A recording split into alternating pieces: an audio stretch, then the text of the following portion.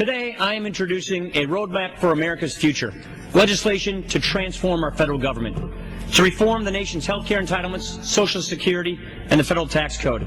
He leapfrogs over 13 members to become ranking member of Budget Committee. And I think the genesis of the roadmap was in a tree stand.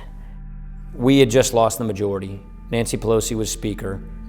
And I was sitting in a tree stand, some Saturday morning thinking, do I want to stay in Congress? I'm young, I can go do something else with my life. And that is basically when I made a decision, just go big or go home. Go big, put out what I really believe in. I have this Budget Committee job now where I can have the computing power of the Congressional Budget Office, the Joint Committee on Taxation, and all this staff to be able to put together a completely comprehensive agenda and a rewrite of the federal entitlement system and the tax code. And so I basically made a decision in a tree stand. If I'm going to be in the minority, away from my family as much as I am now, I'm going to make it count for something. I'm going to put something out there.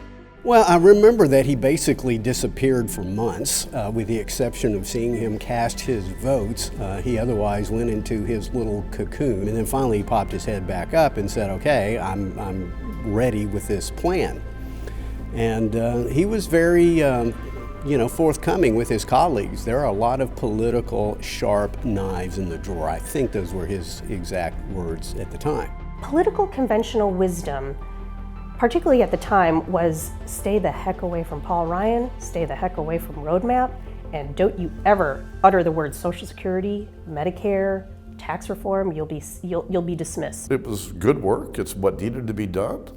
It's just that most members were really uncomfortable about it. They thought I was crazy. They thought it was political suicide. I was definitely deep in the wilderness back in those days.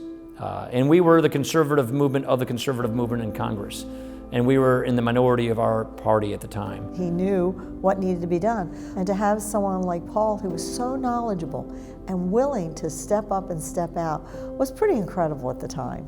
It wasn't just the policy itself. Paul showed members of the conference, no, this is how you win this debate, and this is how you master not only the policy, but you master the politics of it. And since then, what at the time was a cutting-edge, bold idea has now become Republican orthodoxy and normalized, and none of that would have happened except for the Speaker. And we've been working on that agenda ever since I did it.